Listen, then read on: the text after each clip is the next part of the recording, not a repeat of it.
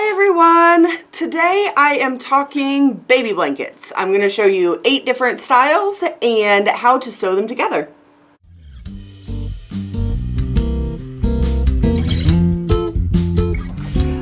I hope that everybody has had a good week so far. The weather here is absolutely beautiful, so I hope that everybody has had a chance to enjoy it.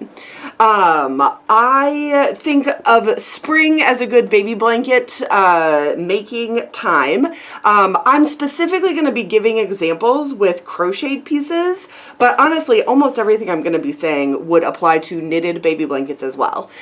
So this is kind of a multi-craftual kind of a technique a week craft club, which I do every Wednesday night at 7 p.m. Normally about 20 minutes, half an hour, chatting away on Instagram Live for anybody who wants to see it live, or we're putting them up on our YouTube channel afterwards. So I made a quick little sketch with my kids' markers during coloring time today of kind of 8 basic styles that you can do a baby blanket in.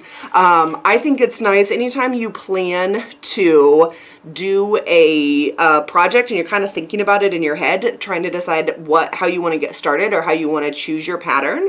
If you are a pattern follower, I will admit I'm normally more of a make it up as I go along kind of a person, which is why I have written a million patterns, because I would rather make up my own than follow somebody else's directions. But I think it can be good to get in your head kind of what's your vision, what do you think that you would like your baby blanket piece to look like before you start searching for patterns or kind of sketching out to design your own if that's your jam. So I'm just going to go through these sort of one at a time and talk about the pros and the cons of each one and kind of what I would think about if I was going to be doing them. And I'm going to be showing you little samples of squares if I've got them in crochet that are kind of examples of what that might look like. So the first one, and the most basic, is going to just be a side-to-side blanket. Baby blankets also, and any blanket for that matter, are going to be whatever size you want them to be. Generally, I make mine rectangles, sort of crib shape. But they can be squares or whatever. They can be hearts or diamonds, whatever shape you want them to be and whatever size. But the most basic way to do one is going to be side to side. So that is where you would start at the bottom and you'd go back and forth all the way across. If you are a brand new knitter or crocheter, this is going to be the most straightforward one. And this is also the most straightforward one if you want to sort of design your own. If you've done a crochet pattern in the past that you enjoy doing, you did it on a hat, you did it on a scarf, you did it in whatever way you wanted to, it's real easy to just make that bigger. Just chain or cast on more stitches to start with to make it as wide as you want it, and just keep going until it's the length you want it or you run out of yarn. And that is what's going to sort of determine that. So there are a billion different patterns that you can put into that. So this is just a basic, like a basket weave pattern. But there are tons and tons of different patterns that you can put in to you're just going back and forth, doing them with different colors or different designs or different textures or any of that, or just a totally straight, if you're knitting, just garter stitch, knit every stitch of every row. If you're crocheting, just double crochet every stitch of every row. It'd be a great way to practice if you're kind of just getting started with things to kind of just get that muscle memory going. The next one is a corner to corner. Sometimes this is going to be referred to as a dishcloth style, and you're going to, I don't actually have a sample of one of these made up, but you're going to start at one corner and you're going to increase on both sides until you've either used half your yarn or your piece is as wide as you want it, and then you're going to decrease on each side. So you're making it side to side, you're just making it on the diagonal. Again, this isn't that piece. I don't happen to have one of those. on me right now, although I should make one. And so that one's another one that you can put a huge variety of textures and things in with it. And it's a fun one to do. It works well if you have a set amount of yarn. You can go and get larger and larger until you've used half of your yarn. So let's say you have 4 balls of yarn. Go until you've used 2 of the balls, and then you know you've got exactly enough to come back down and finish it that way. And it gets a little bit more sort of visual interest than going a straight side to side, the first one we talked about. But it doesn't use a whole lot more brain cells than that. It's still a really straightforward and approachable project if you're more of a beginner or just want some brain break. The next one is going to be sewn in stripes. So there's 2 different ways to make stripes. The first one, like this, is going to be, you're going long ways like this, and so to do stripes you just let go of the color you're using for the first stripe and pick up the color you're using for the next stripe and keep going. So this would still be a side-to-side blanket to do something this way. If you are going to do a project that is sewn in stripes, you'd actually like make scarves. Basically, you're going to make long rectangles and then stitch them together. You can do this again in knitting or crochet. It can be nice. One of the biggest benefits I see to a sewn in stripes pattern is the project, if you do a lot of carrying your projects around with you, so let's say you're watching your kid's soccer game, and you're taking your project with you, if you've got an entire blanket, especially some baby blankets are larger than others, but if you've got like a whole crib-sized blanket, to lug that in and out and all around, there's just a lot of fabric there. It can kind of get heavy, it can get hot if you've got this whole blanket over your lap. So it can be nice to do them in pieces. It can also be a good way to use up if you've got scraps or smaller amounts of things, to do a whole strip with one and then switch to another one and deal with getting them to go together later. So that's a big benefit to doing it in the strips like that. The other big benefits to doing it in strips as opposed to in squares, which is the next one that I'll talk about, is you're going to have way less seams to sew if you're doing it in strips. So you get the benefits of more portability, maybe the ability to add, use multiple different kinds of yarn together in the same project, but you don't have as many seams if you don't care for sewing seams, or just don't care for sewing a huge amount of seams, than if you did squares, if that makes sense. So you can do stripes. Another benefit for this, if you are knitting it, is if you're doing the stripes, you can make your stripes narrow enough to fit on straight knitting needles.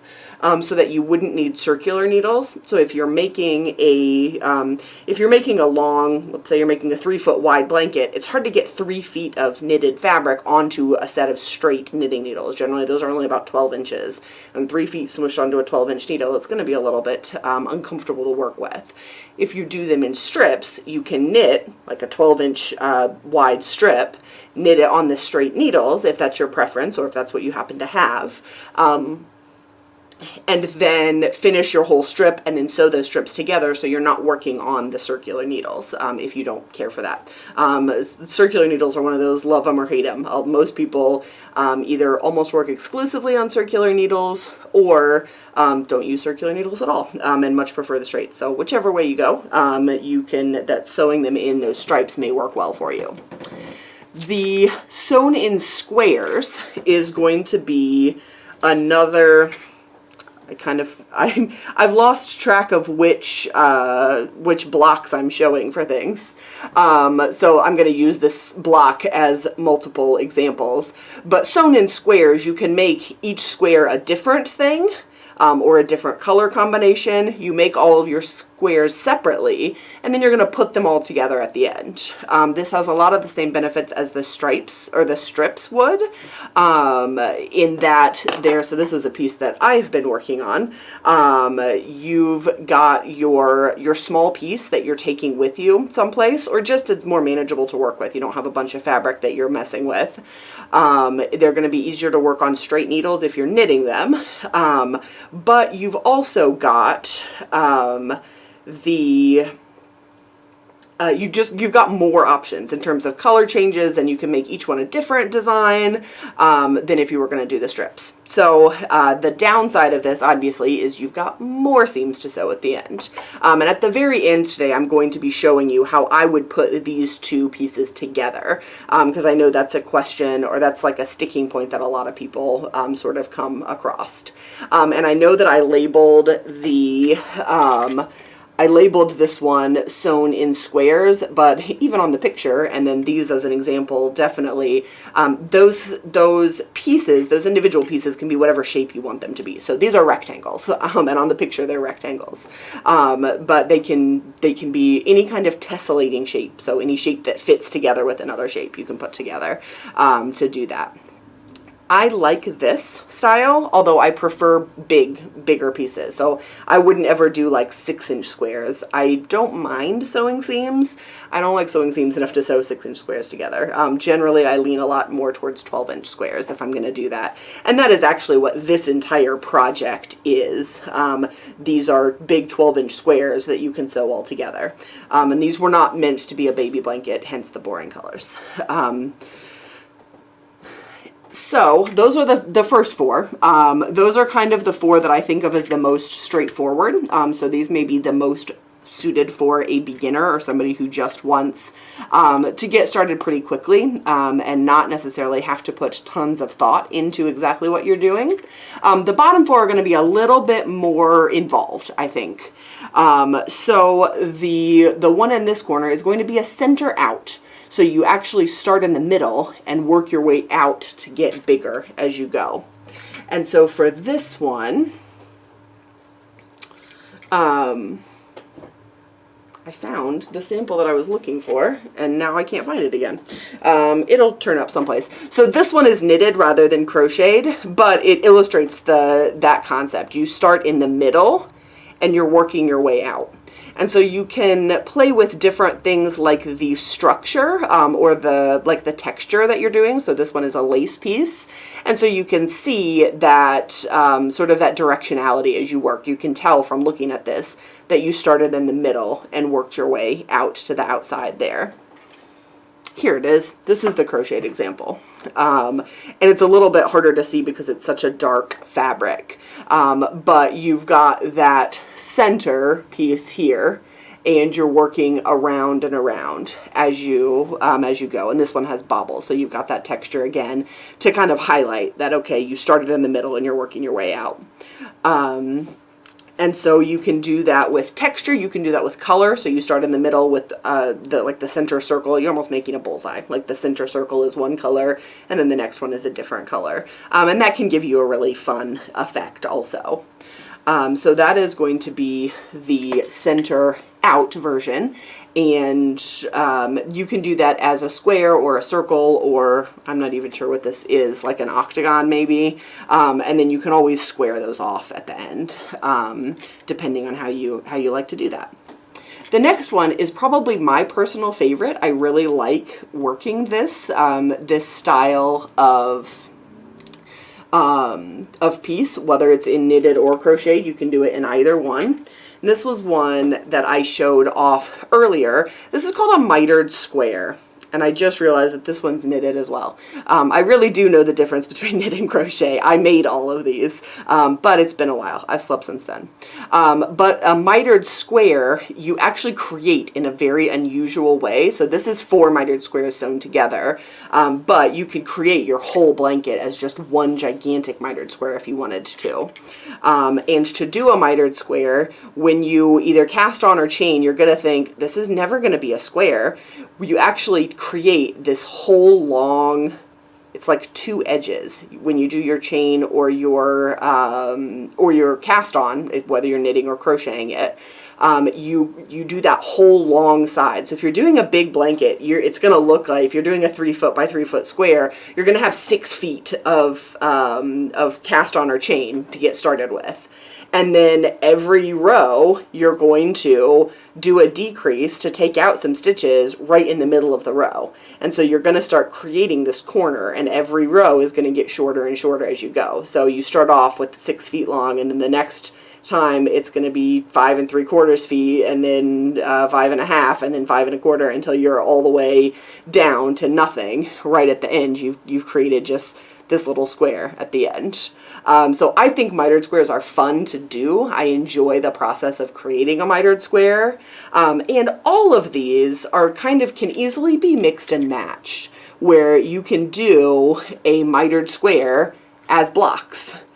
You can do a center out as blocks. You can do a lot of these, kind of combined them together to create a really customized blanket, or to just practice a lot of new skills. This can be a great, a baby blanket can be a great skill building activity. So kind of like this, where every square you're practicing a different thing with it. So I think this can be a good opportunity to practice a bunch of different skills as well.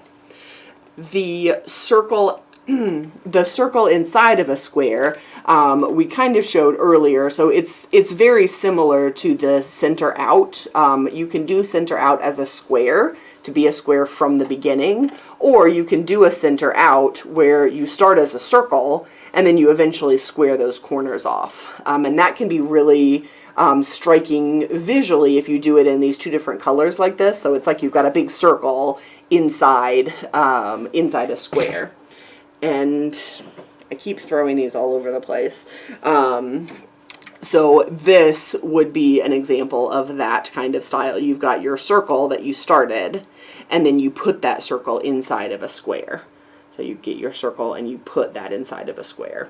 And then this again is you can do that just as one big blanket, or you can make squares like that and put those together as your finished piece. And then the last one that I came up with is this log cabin style. This is sort of like the sewing them together in, like sewing strips together, but generally you're going to make this, you're going to sort of attach these as you go. So you're going to start in the center. You're going to make your center square just going back and forth, and then you're going to go along one edge going back and forth with a color, and then go back and forth across the square and the outside one, and you can switch colors whenever you want to, and then you're going to go across all of here, and then you're going to go across all of here, and you're just going to keep following that pattern as you go to create this the really sort of iconic, especially if you've spent any time doing any quilting or seeing other quilts. This log cabin block is a very popular block in quilting as well, but you can do it in knitting or crochet, and I just think the color switches with how those stripes go together can be really fun. And again, can be a good way to use up scraps of smaller bits of yarn if you have those, and you want to play with those. So those are my 8 different styles of baby blanket, and there are certainly more than 8 of these. These were just the first 8 that I came up with, but I mean, I'm sure there's 800 different things like this that you can do in different ways to make something that you're really excited about working on. I will admit, making baby blankets is something that to me seems like a better idea when I start than by the time I'm finished, just because they're a large piece to do. And so I kind of like coming up with different ways to keep myself interested in making a larger project this way. For the last several years, I have focused more on smaller pieces to get me more of that instant gratification going. So it can be kind of fun to think about doing a larger project, but kind of think through, okay, how will this be enough fun to keep my interest long enough to finish the whole thing, but easy enough to do that it doesn't use every brain cell I've got to actually get it going. So the last thing that I wanted to do was show you actually an example of how to put pieces together. So there are a lot of different ways to do this, and which one you choose will depend on the project that you are making. However, I am going to demonstrate how to crochet these pieces together. This works especially well if the whole piece was crocheted, but it definitely works for knitted blocks as well. We did, all of these squares came from Block of the Months clubs that we used to run when we had our brick and mortar store before we became a yarn truck. And people would come in and once a month make different squares to learn new skills, and then we put them all together at the end. Well, some people did knitted ones and some people did crochet ones, but one of the techniques that we did was even people with the knitting squares put them together with crochet. So it works for both. And it's basically going to be a single crochet stitch. So if you've already done a single crochet, this will look very, very familiar. If you haven't, if you've never touched a crochet hook in your life, that's okay. You can still, this is a straightforward technique that's going to work well for whether you're knitting it or crocheting it. So the first thing you're going to do is tie a slip knot, just like every other project. Then you're going to line your blocks up. Do make sure that you're looking at either the right side or the wrong side of both pieces. So we want to sew the pretty sides, either both pretty sides facing you or both pretty sides facing down. This seaming technique is going to look different on the two different sides, but I'm not here to tell you which of those is the right side, the pretty side, and which of those is the wrong side, the not as pretty side. It depends. They look differently from each other, so it depends on what you like the look of. But you are going to line your pieces up, making sure, I am going to choose to line them up looking at the pretty sides. And you are going to first take, before you put that slip knot that we tied earlier with you can use, if your yarn is still connected to your blocks, you can actually use the yarn that's connected and then you'll have one fewer end to weave in. But I'm going to show if you're using another yarn, you can use the same color as one of your blocks. You can use a totally different color. I could do this with white or black or red, just depending on what you like the look of. But before you get the yarn that you're going to be creating the seam with, you're going to take your crochet hook, you're going to start right on one corner. You are going to, I kind of fold my pieces, so I've now folded them wrong sides together. So I'm looking at the pretty side and looking at the pretty side, and the wrong sides, the less pretty sides, are on the inside. You are going to take your crochet hook, you're going to poke it through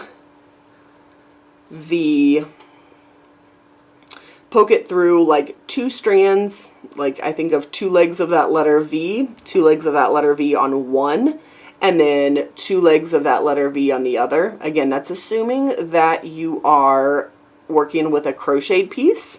If you're working with a knitted piece, it's going to be a different, you're going to be looking for the edge, but you just want to go under two strands of yarn. It doesn't really matter which, the two strands closest to the edge on both pieces. And now you're going to take your slip knot and slip that over your crochet hook, tighten that up just a little bit. You want that piece, that slip knot around your crochet hook, you want it to be like touching the crochet hook all the way around, but you don't want to like pull for every ounce of energy that you've got.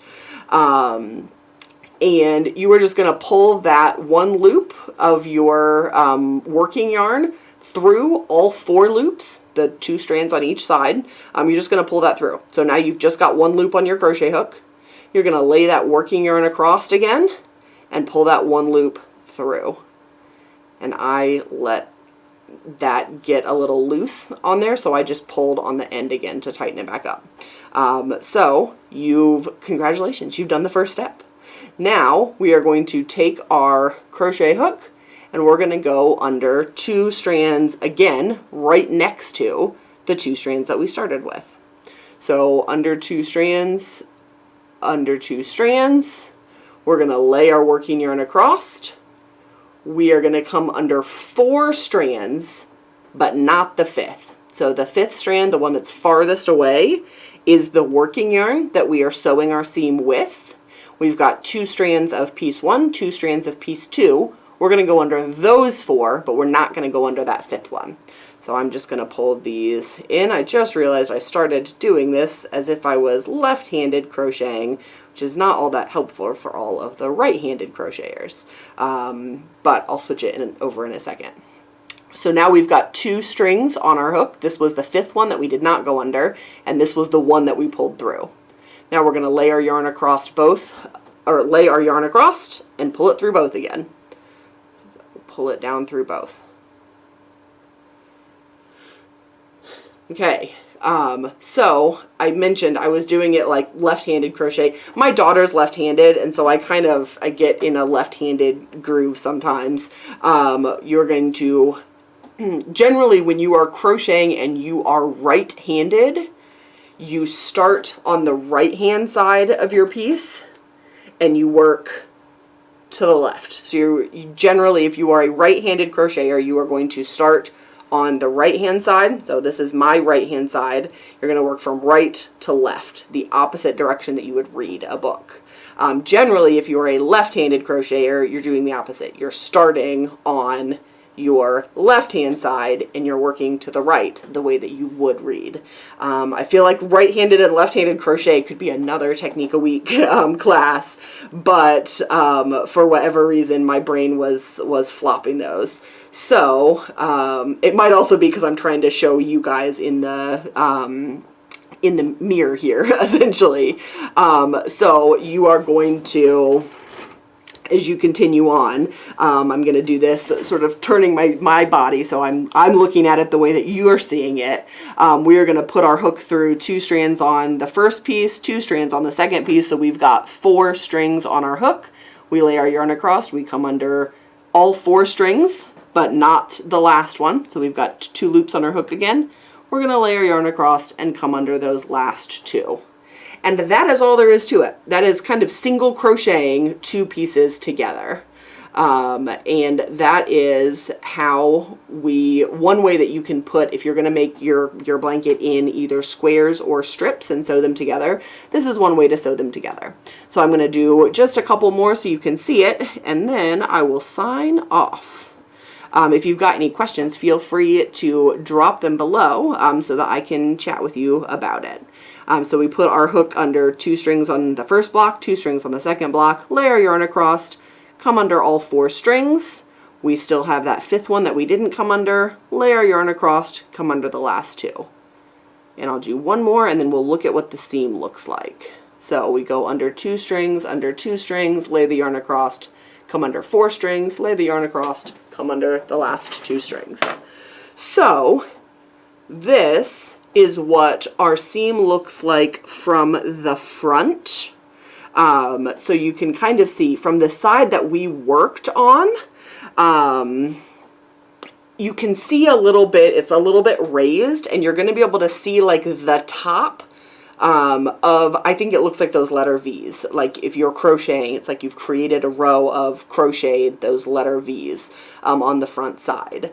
I personally like that look, that little bit of a raised look. I visually think that looks nice. It creates like a nice delineation between your 2 blocks there, but it is going to be more visible. If you look at the back side, you can see it is less visible. You can see it's basically just like a little strip of yarn, just like a little that goes right across there. It's less visible. It's not going to create such a big, like, clear distinction between the 2, but it's less visible. So you get to pick which of those you think is the pretty side, and just know that whichever side you are looking at, you are going to be creating the more visible of the 2 there. And you may play with this if you have some spare. It's a great use for gauge swatches. If you do gauge swatches, which I should do more of, if you do gauge swatches and you've got a bunch of spare squares, play with seaming them together. Just practice. Maybe use a different color than either of the 2 squares that you're doing so you can really see that seam, and just look at which way do I like the look of better. Also, when you're doing seams, I feel like a lot of people are scared of seams or they don't like seams. I think a big part of that comes from the fact that we don't do seams all that often. So if you crochet, you spend a lot of time crocheting. If you knit, you spend a lot of time knitting, or both. But you spend a very small amount of the time that you're doing your craft sewing seams together. So you're not going to be as good at sewing seams as you are at making the fabric, just because you do it less. So practice. Then you've done it more. Then it's going to go more smoothly. You're going to like the way it looks more. Just like in making your fabric, gauge is important when you're sewing your seams. The more seaming you have done, the more standard your gauge is going to end up. So the way your seams look are just going to be more even. A little bit more even and just look a little bit nicer. So it's all about practice. This is, on this one, you can see on one side, this is what I would call the back. So this is the less visible side, the side that I was not looking at as I was creating the seam. And then this is the front. And I hope that you can see did I say that backwards? Yeah, I did. This is the back, the less obvious one, and this is the front, the more obvious one. You can kind of see that there. It was hard for me to see because it's black and all of the light is in the front of me, and when I hold the black in front of it, I can't see anymore. So this is the more visible. You can see that like raised bit a little, and then this is the less visible. It basically disappears because I did it in the same color. So that kind of shows you that again. I hope this was helpful and that people enjoyed it. Again, feel free to drop a question if you've got one. And I will see you next Wednesday at 7, where I will be talking about something else.